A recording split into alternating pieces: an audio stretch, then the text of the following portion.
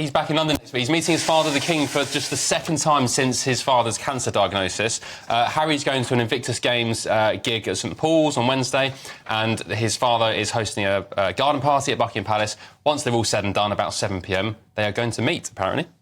Yeah, but crucially not the Princess of Wales. Well, I think it's a wonderful story, and obviously you would. If you're visiting the country, you haven't seen your dad and he's ill with cancer, of course you'd go grab a Costa. Can't wait to see the pictures of them in Costa together, just having a little catch-up. Do you know, they might embrace? I would hope so, but... Do you know, I think it's really important that life's too short not to have a relationship with your family. I know too many people that aren't speaking, or they've fallen out because of money or whatever, and we're only on this earth for a very short time, and what a shame not to have a relationship with your own haven't they? son. I mean, it's the trust issue that is really the problem here, and straight after this they're going to be heading off to Nigeria, and they're still involved in all of these sort of like commercial and media activities.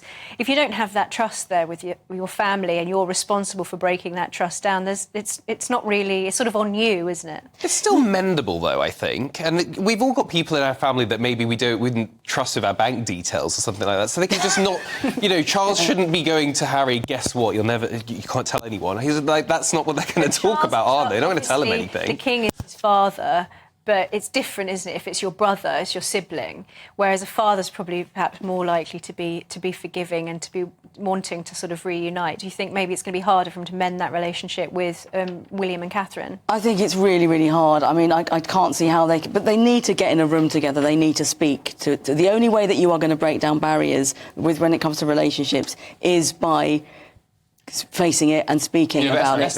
You say life's too short, but some would say, well, that's a perfect reason not to tolerate any nonsense from people, especially a couple who have tried to destroy the monarchy and the future of the royal family. I mean, look at Meghan as well. I mean, Meghan cut her own father off, so obviously she does take the approach of cut people off life if they're no use. I don't really agree with that. I just think it's a shame. I just think, you know, why? It's so stressful. When you have a family feud, I don't know whether you've ever had one, but if you've ever witnessed one or been involved with a family feud, I'm sure many people have, it's really, really stressful, and it makes everybody very, very unhappy. Yeah. Now, I'm a bit happy-clappy here, right?